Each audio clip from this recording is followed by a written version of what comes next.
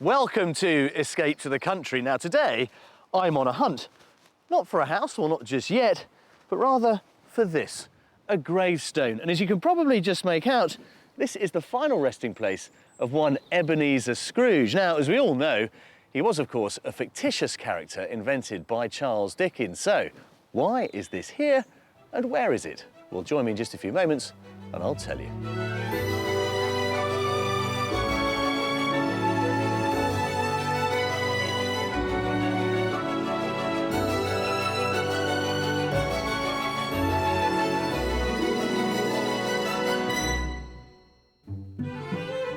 On today's show, I'll be helping two adventurous house hunters leave behind the confined spaces of their housing estate to set up base camp in the great outdoors of the open countryside. And they don't pull any punches. It's quite small, isn't it?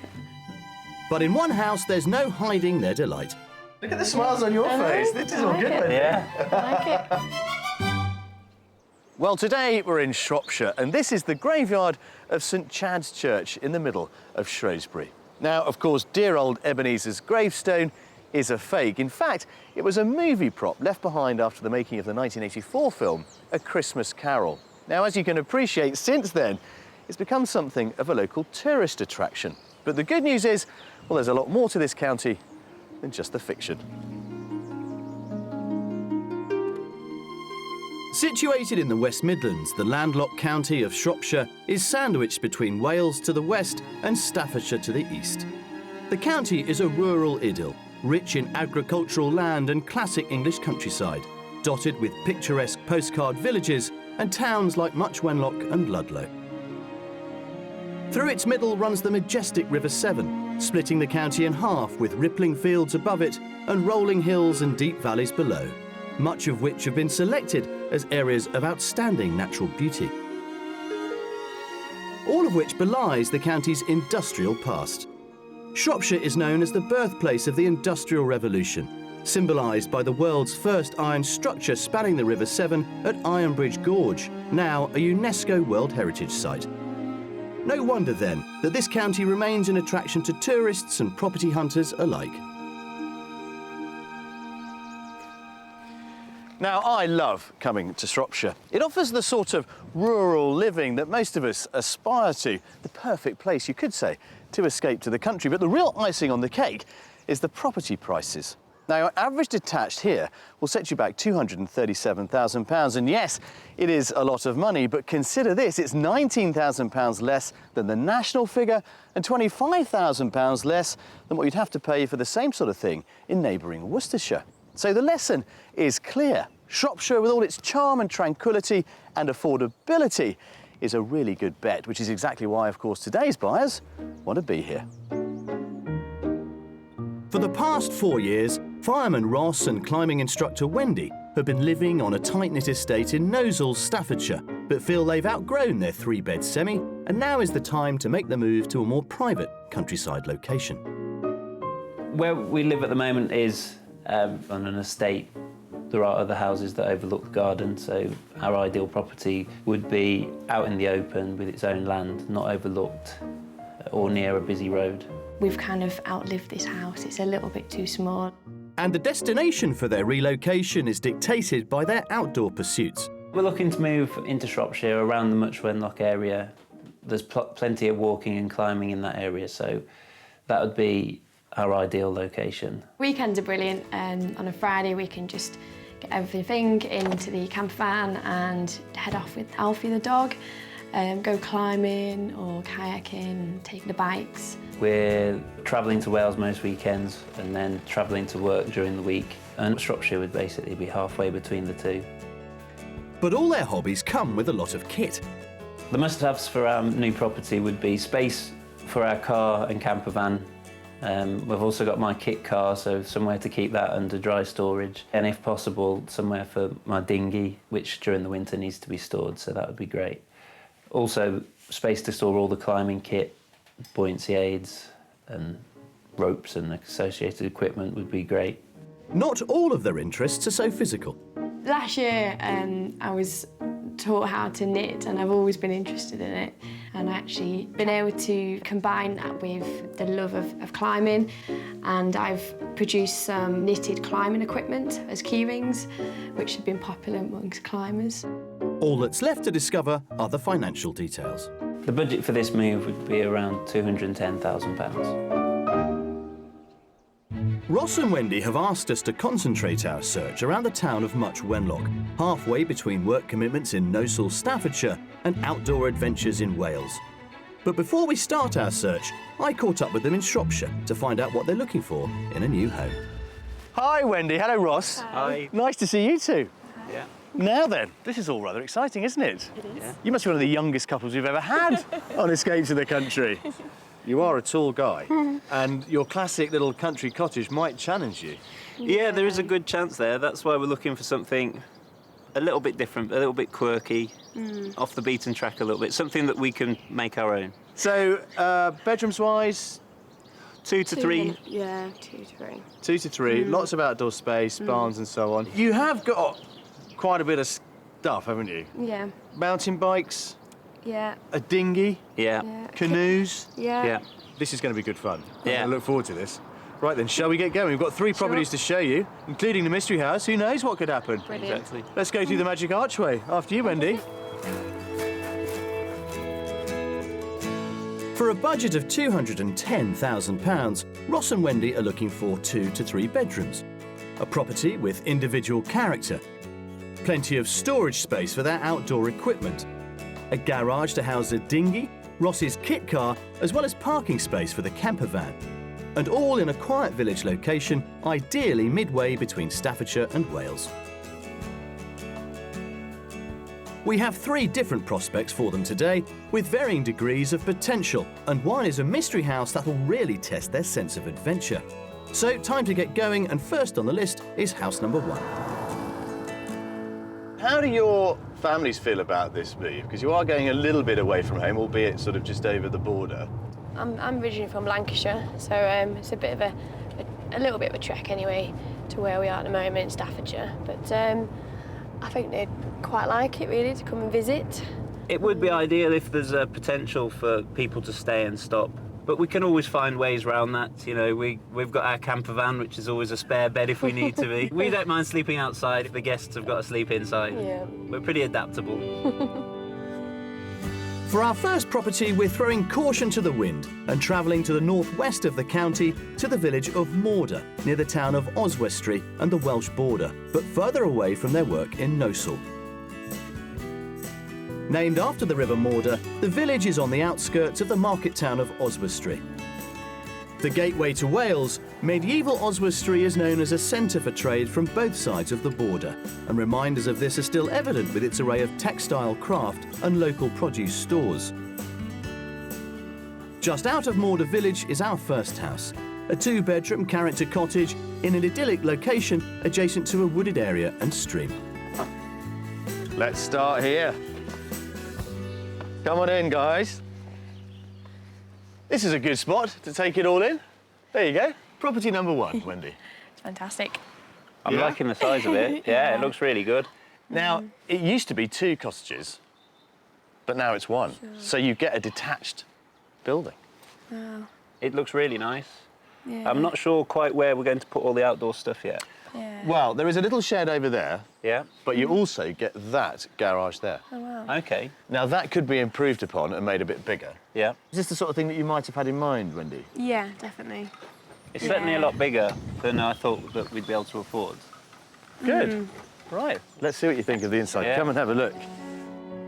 A good start with the location, but already the question of outside space for their mountain of equipment has been raised. So it remains to be seen if the interior of this cottage can redress the balance. Right, let's start with this one. Come on in. Watch your head, Ross. What do you think? It's nice. I like it. It's compact. I like the unusual shape of the room. There used to be a fireplace there. There would have been a chimney on this end of the roof. Yeah. But the flue is still in there. So if you wanted to, open that up, a really nice focal point with a wood burner in it. I can imagine it'd be nice and snug in here with a proper fireplace. Yeah. It would feel a lot more authentic, more in keeping. Yeah. Definitely. It's quite small, isn't it? I was brought up in a cottage, so I'm used to low ceilings. So I'm not too bothered about the ceilings. Okay. It's just Size-wise. the shape Yeah. of the room. But Yeah. it's interesting. I like it. Good. Well, it does go on. There's a sort of dining room through here. Could be a kind of a snug if you wanted it to be. Sure. Yeah. But it does also lead through to the kitchen, which is really lovely, which is in here. I think you'll like this. Yeah. Yeah? It's quite a surprise, isn't it? It's nice and new, nice and fresh, granite tops. I imagine this is your sort of thing. It's quite, you know... It's got everything there, hasn't it? You know, it's got everything we need. I think we'd probably like it a little bit more open, wouldn't we? Yeah, if it was Open maybe things opened up a little more, bit more social space, so if we did have friends round, Yeah. that would be good. It's a really interesting property. I like the features that are in here. To get you closer to the environment you want to be in, it's certainly a good option. It's Yeah. certainly halfway house, yeah, definitely. Halfway Yeah. house. Let's find the other half of it. Come on, it's upstairs. Not the worst reaction, but still space is the key here. Upstairs, the family bathroom with a modern 4-piece suite serves the 2 double bedrooms, one bright and airy with views to the front, and the other slightly larger, possibly the master. This, I would suggest, would be your room. That's nice. I like the quirky shape of it. It's really light as well with the 2 windows. Got a nice view out down the small little valley. Oh, it's quiet and peaceful. I mean, it's a lovely room. Mind you, so is the one next door. Yeah. So, you know, you equally. could try them both. Equally. Yeah, it's a really nice shape.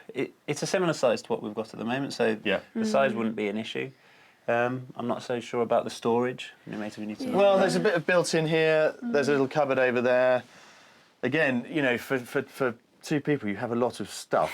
Yeah, Yeah. How you accommodate that, really, I think, is up to you. Sure. yeah, different. Which is Yeah. It's what we're different. definitely looking for. Yeah. Yeah. The style, isn't it? Shall we finish off outside? Sure. Okay. After you. The surrounding gardens are made up of 3 separate lawns along with secluded decking seating areas. To allay their fears over space, I might have something up my sleeve.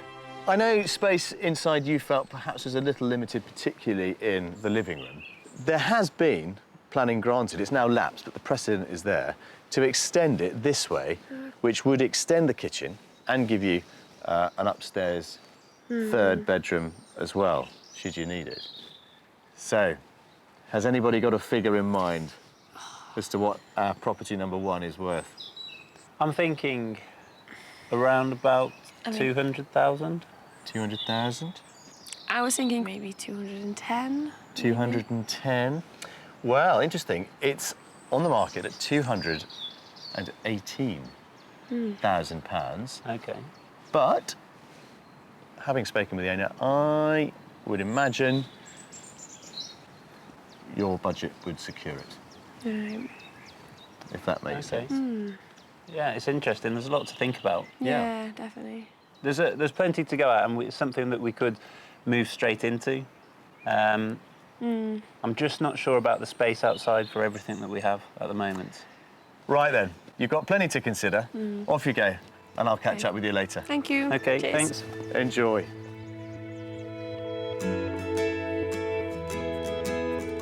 This charming character cottage on the market for £218,000 is ideally located for weekend trips to Wales, giving them 2 decent-sized double bedrooms, a modern oak kitchen with a stylish range, separate dining room, the possibility to extend, and it's all set in an idyllic, peaceful village location. My first impression was the location. It was brilliant walking up the lane and seeing the house. It was a lovely setting, so I really like that. I could see myself living in this house. It's the exact style that we like. It's just if it's big enough, that's the only problem. It looks really nice from the outside. Then when we ventured further in, it was a little narrower than it appeared from the outside. I like the location, really nice valley, but I'm just not sure on the amount of outdoor storage space. I think this was a good start, Yeah. but there are 2 more to come, Yeah. including the mystery. Shall we? Yes, Come on. let's go.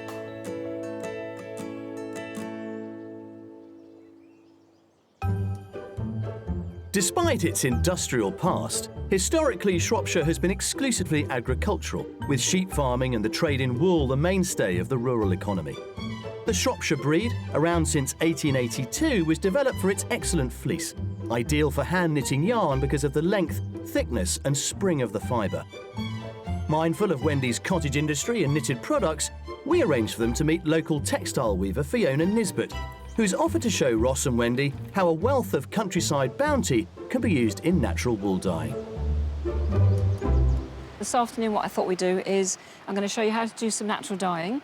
I'm going to use Shropshire fleece. Fantastic. And then I'm going to colour it using plants that I've collected from the hedgerows and some from the garden. Having washed it, I then boiled it for about 2 hours in a solution with aluminium sulphate, which is a fixative for the dye. And then I've prepared some dye plants to use for dyeing. This one here is cow parsley. Yeah. So I've soaked it overnight and then boiled it for about half an hour to get this colour out. This one in here, they're dandelion heads.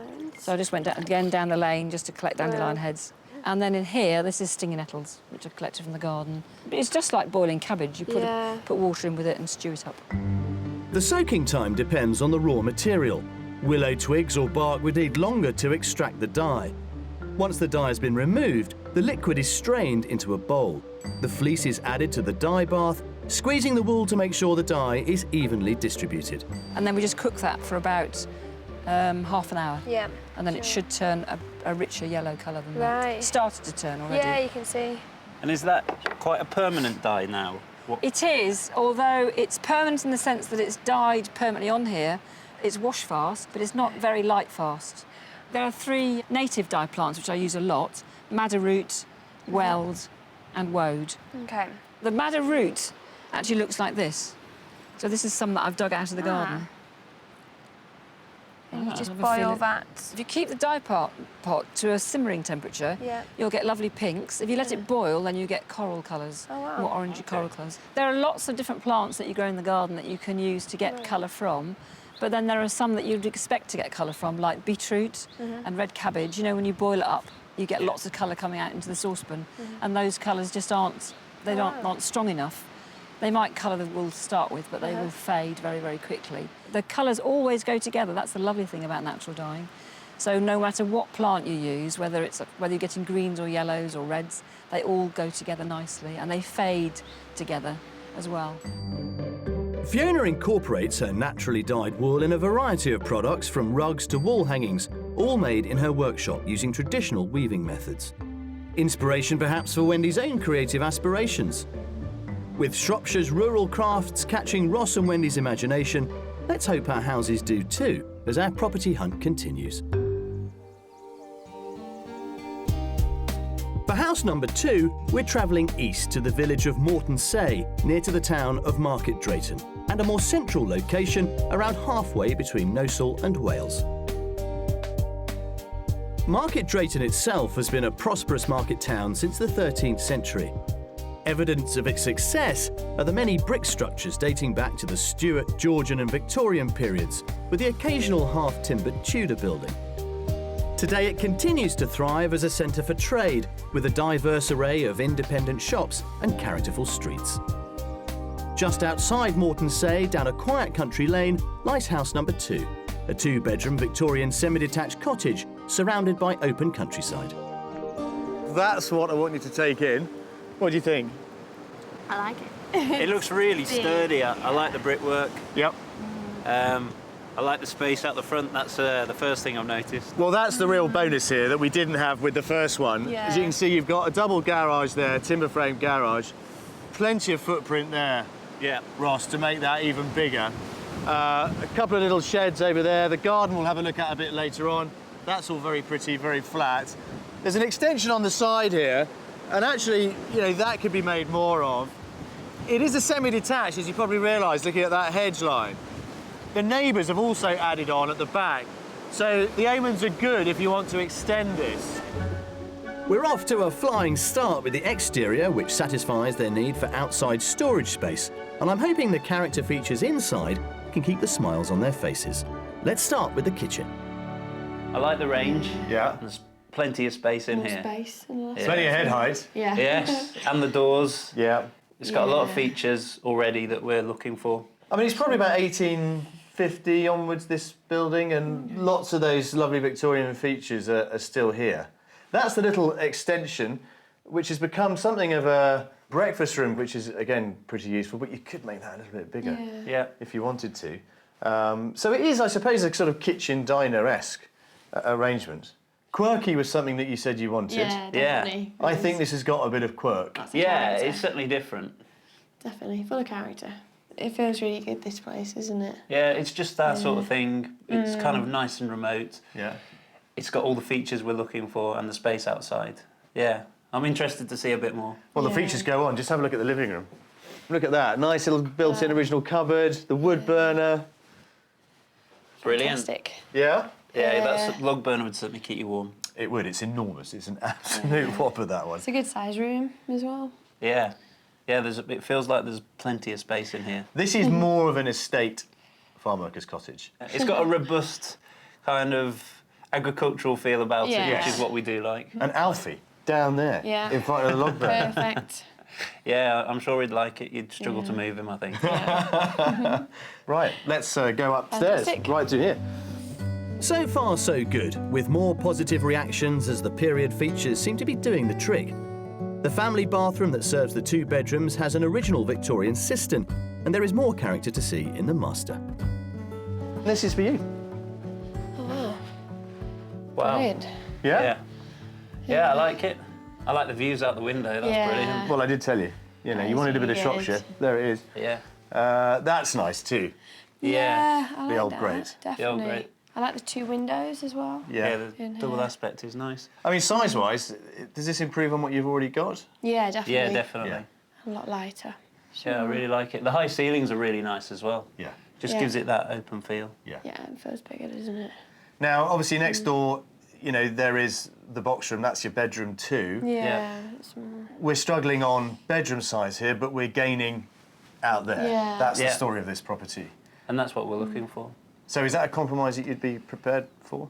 Yeah, maybe. Yeah, I think so. I think so. We could maybe, if we needed to, steal a little from the bathroom if that was if it was a problem. The period features are gorgeous. Definitely. Good. Look at the smiles on your face. This is all good, Wendy. Yeah. I like it. Yeah. Right then. Fantastic. Let's get back outside. Okay. After Okay. you, Ross. The grounds of the property are the big selling point for Ross and Wendy. As well as the garage, they have a half share of an original Victorian outhouse, currently used as a wood store that could be ideal storage space for their climbing equipment. And there's more to see in the garden. But how about all this? Great. What do you reckon? I like it. Yeah. Yeah? I mean, you've got quite a bit of ground here. Yeah, I like it. I like the Loads, space. I like the way you've got the hedgerows. Maybe bring those down slightly. Yeah. So to improve the view. Yeah. No, I like the sort of ruggedness of it. Yeah. You could have a lot of fun out here, I think, and make it as pretty or as rugged as you like. You know, most of the time we are away in Wales or up in the Lake District. So, you know, shrubs and hedges are better for us than a formal garden. Yeah. So, madam, how much is it worth? Oh, right. I'll go first. I think it's going to be a little bit less. I don't know, 195 maybe. Maybe. I don't know. Crossing a few Yeah. fingers. Yeah. Okay. Ross. I have no idea. I think we're going to have to go for 200 again. I think it's about 200,000. Yeah. It's actually on the market for 206,000, Okay. and I suspect that 6,000 is there to Good. be negotiated. Yeah. So, you know, I think it comfortably comes within your budget. And although it won't leave you with huge amounts left over, I think you'd certainly be left with enough change to make the garage bigger. And if in time you decided to invest in the property and do something about the kitchen, copy the neighbour's extension, you know, you may think that's something worth doing in the future. Yeah, some added value. Yeah, exactly. I think this is more you, if I'm honest. Yes, Yeah. it is. Yeah, Helen smiles, say all. Definitely. Good. Yeah. Right then, well, I suggest you get out this wind. Go and enjoy yourselves. Have a good look around. Check out some of those storerooms as well. Cheers. Okay, I'll cheers. find you later. Okay. Off you go. On the market for £206,000, this quirky Victorian cottage with period features comes in just under budget and gives them 2 bedrooms, a characterful living room, the possibility to extend the property further, a garage for the kit car and dinghy, and outbuildings for their mountain of outdoor pursuits equipment. And it's all set in a peaceful rural location off the beaten track. We could fit the kit car in here and maybe adapt it for the boat. You know, Yeah, it is really good, isn't it? It's the in workshop that I've perhaps always wanted. here? I really like this place. It's very different to what I probably would have looked at. I'm excited because it's actually possible to make changes here, whereas the last property, you were very limited with that. I think you could make this into a home very easily. Yeah, we could put our own touch to it. I'm really excited about the potential this property offers us. We've got loads of space outside, nice period features. So yeah, there's definitely a lot here for us to look at. I could definitely see myself living here. I like this house a lot. After you, madam. After you, sir. Thank you. Wow. I think that was well worth a visit. Definitely. Yeah. It was really good. Look at the smiles. It's all good, isn't it? It is. Can we improve on this one? I'm not sure. Maybe. Have we got a treat for you?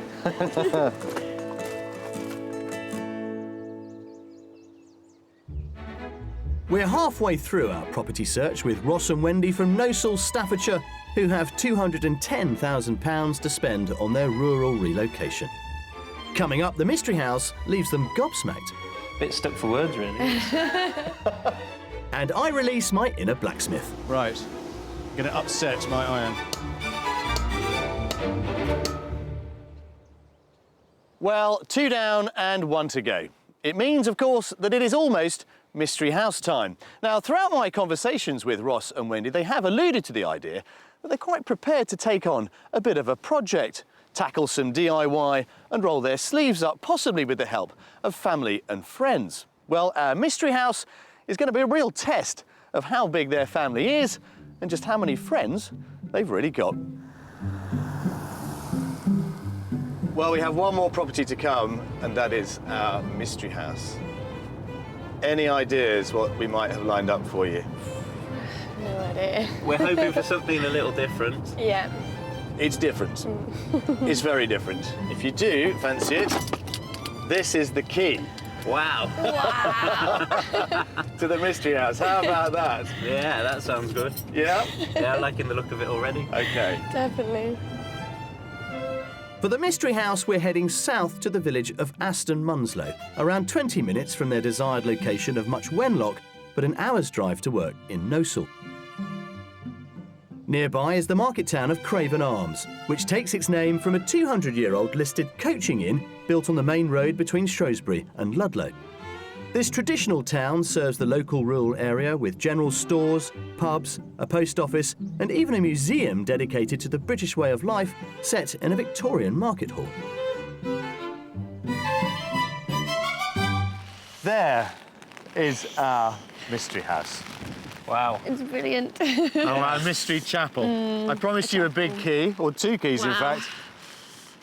These get you in to that. Fantastic.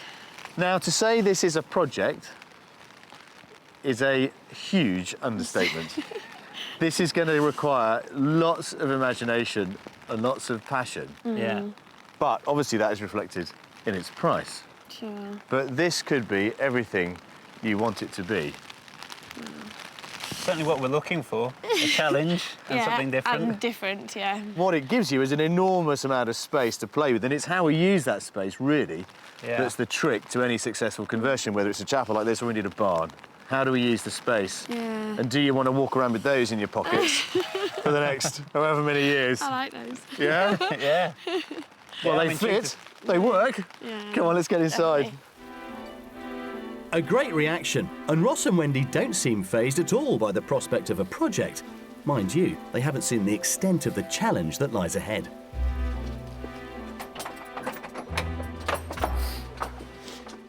Oh, wow. Come on in. Now, for goodness sake, just be careful where you stand and what you stand on for very obvious reasons. Wow. Yeah. I can see a lot of potential here.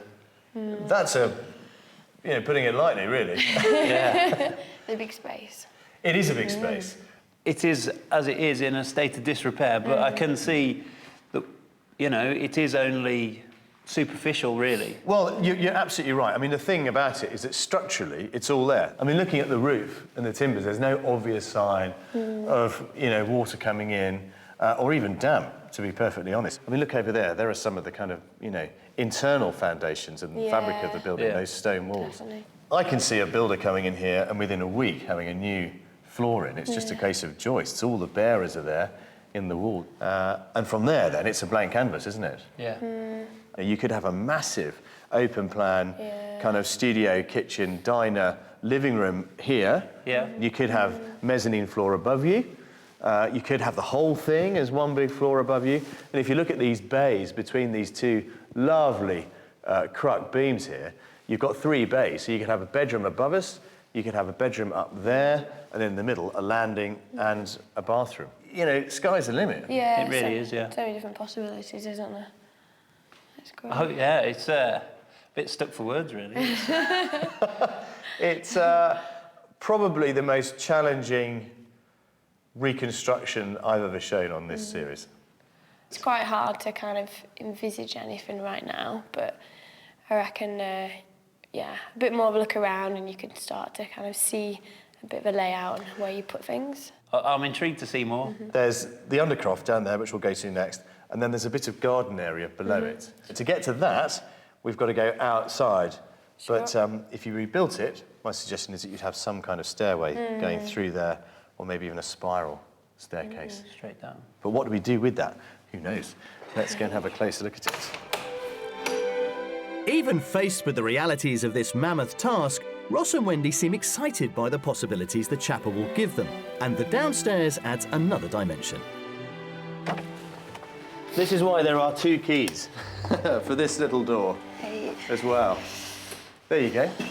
It's a much bigger space Yeah, bigger than I thought it'd than be. you probably would have I thought. like it. I think it would make a really good kitchen space. Yeah. That was my initial thought. It's good. Yeah, be really good. And you'd have, you know, quite an interesting sort of stairway coming down through here Yeah. into what would be a really good, big, you know, quite cosy sort of kitchen diner. I mean, can you picture what this could look like? I think I can a little, yeah. Yeah, I can see the work surfaces round here and maybe a table in the middle. The mezzanine floor, I like the idea of that. Yeah. Sure. Especially with the windows at either gable end. I think that'll let the light in and it could make some really nice features. Yeah, definitely. I can see little bits already. This is exciting. This is It is, really yeah. exciting because your vision is now coming across to all of us. I like it. Any ideas on that price yet? Oh, I have no idea. Keep thinking. Keep figuring it out. Come on. With their minds whirring as to what they can do with the chapel, time to give them something else to think about. Outside space. Right, just before we get to the garden, which is really at the lower end behind the chapel, this area here obviously is potentially kind of parking space. Yeah. But again, could be, I don't know, a bit of storage space. Looking at it, it is almost wide enough to fit 2 cars, maybe Yeah. the boat and a car. I think it's bigger than I probably think it is. The garden has a terraced area that could house a shed as a further storage option. Genuinely, what do you think at the moment? I think first impressions were it's going to be a big project, but when you look around, it doesn't seem that big of a challenge, really. It's very doable. You do seem both very optimistic, which is good. Yeah, I think it's an exciting opportunity. My main worry is the space outside. Yeah. The work inside doesn't actually bother me. Yeah. The price is really going to dictate whether this is a goer or not. So you've got 210 grand to spend. Yeah. Ross, your turn. Good. Make us an offer on the mystery house. Looking along the lines of how much I think it would be to renovate, Yeah. I'm thinking 160. Yeah.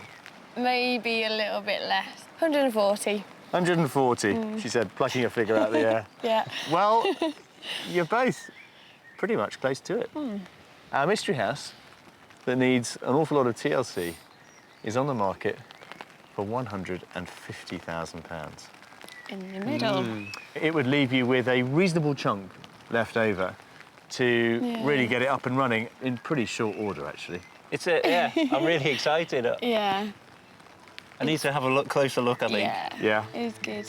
Well, let's spend a bit of time here. Come on, let's get out of this weather. Fantastic. Let's go. Well under budget at £150,000, the Mystery House offers them the chance for a major project, giving them full planning permission to create a 3-bedroom home. Character features such as vaulted ceilings and stained glass windows, a car parking area for 2 cars, and it's set in an attractive and quiet village location in an elevated position with views over the glorious Shropshire countryside. The prospect of renovating this building doesn't frighten me in the slightest. I've got a lot of opportunities with help from friends and parents, but I could turn this into something really spectacular. It just depends whether it's got the outside space for me, I think. That's the only thing, my consideration. Renovating this, I think, would be loads of fun. It doesn't scare me at all. Could see ourselves living here. There's just loads of potential, and I think we could make it into a real special place. Well, chaps, that's it. Time to go. Take your thoughts and your hopes and aspirations with you. Think about all the properties we've shown you, and we'll catch up with you a little later. Okay. Come on, this way. Thank you. Thank you. There you go. Now, if our property tours have inspired you to want to move to Shropshire, here's a little taste of what's on the market right now. Modern 4-bedroom houses like this near the village of Wixall could suit the average budget, open to offers in the region of £250,000. If you've a little more to play with, then this detached 6-bedroom Edwardian house in the market town of Wem could fit the bill. Full of period features, it's on the market for £365,000. And if you're keen on the total countryside experience, then how about this restored 4-bedroom farmhouse, including character oak beams, with a guide price of £499,000.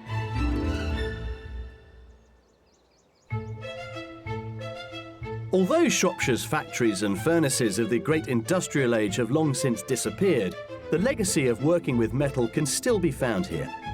With a handful of artist blacksmiths still forging a living in the county, I've come to meet one of them, Roy Abbott.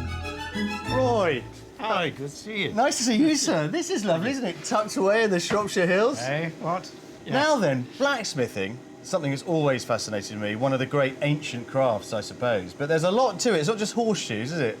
Not anymore, no.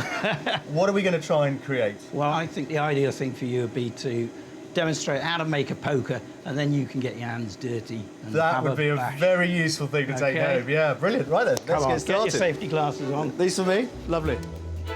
Before I get stuck in, Roy is going to show me the process by making a ram's head poker. To work the iron, he needs to heat the metal to a temperature of at least 1200 degrees centigrade. From the block of red-hot steel, he first draws out the iron, tapering it to roughly the right length for a poker. He then cuts one end to make 2 spikes for the horns, and plunges it into water, known as quenching, to harden the metal. He then bends it over and cleans the metal using a steel brush to remove any impurities, before he welds the 2 surfaces together to make the head. He then punches the end to add the ram's features like nostrils and eyes, bending again and then opening out 2 prongs that he'll twist to form the ram's horns. Another decorative twist on the neck, and next comes the upsetting, the term for fattening the end by bashing it on the anvil before hammering it into a point. There you go. Brilliant, Roy. There you are, look. That's what you call a red-hot poker. That's my go. I'll be using the same techniques as Roy, but I'm going to tackle something a little simpler. First, the drawing out to get the shape. Keep your hand up. Yeah, there. That's it. Lovely. That's right. Now when it starts to go that cherry red black, it's time to take another heat. How long would you leave it in there for? Till it's hot. Yeah. And here's the fancy bit. I'm making a shepherd's crook style poker, so I need to curl the end for the handle decoration. Got a nice little round scroll. Now to bend the handle into shape. That's doing the pulling. Yeah. This is guiding. Yeah. Okay. I'm really chuffed for that. Make a curtain pole. How about that? Yeah. And time to get upsetting. I love the idea that you can upset mild steel. Absolutely, without even shouting at it. Just straight down. Vertically, bash. Really get some weight into it. Enough? No, keep going. And more hammering to finish the end. Shall I quench it, Roy? Is that the end? Right, in it goes.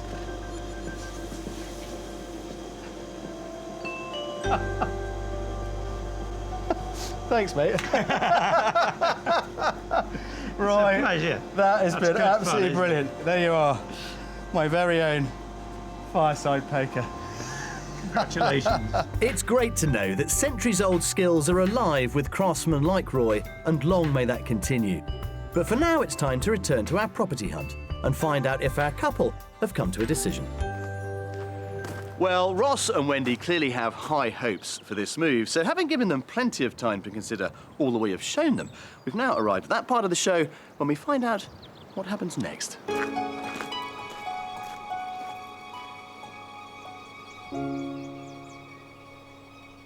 Well, guys, it's been a very hectic run around Shropshire, hasn't it? Ross, do you think we've got close to finding a solution for you with this move? Yeah, I believe you have, yeah. I think you've got, you've presented us with quite a few different options, but yeah. Some of them quite extreme. Yeah. So would you take on our mystery chapel? It would be a brilliant project, but we feel that it would be lacking on the outside space. Yeah. You could change the interior, and it could make it into something amazing. Our first property was, I thought, something of a safe bet. My guess is that of the three, the favoured option is property number 2. Yeah. Yeah, that would be the one that we feel that we could do the most with. The outdoor space was perfect for us, had loads of potential, loads of space for us to put all of our different things in there. Yeah. And it also had some potential to develop it as well, so we like that one. It didn't feel like it was a semi-detached. It was really odd because there were big rooms and a lot of space. So what happens next? I think we'd like to go back out and have a look, spend a bit more time, talk to the neighbours about what they've done with their extension, and see what sort of more potential there is there for us to do. I think it offers you better value for money, without a doubt. Well, here's to you then. Best of luck. Thank you. With your possible move. Go back, have another look at property number 2, and if you manage to get it, let us know. Yeah, thank you. Yeah, it was brilliant. Thank you. As I said at the very beginning of this show, I love coming to Shropshire. Its stunning mix of landscapes, clear cultural identity and rich history have all combined to produce a property market that never disappoints whatever your budget. As Ross and Wendy have proven, you don't need to be a millionaire to move to the countryside. You just need a motive. So the question is, what's yours? Who knows, maybe next time it could be you escaping to the country. Ross and Wendy returned to the second property, and while they loved the house and grounds, they've reluctantly concluded that the location isn't quite where they want to be after all. However, if you would like to escape to the country in Scotland, Wales, Northern Ireland or England, or maybe even further afield to the continent and would like our help, then please apply online at bbc.co.uk/be on a show.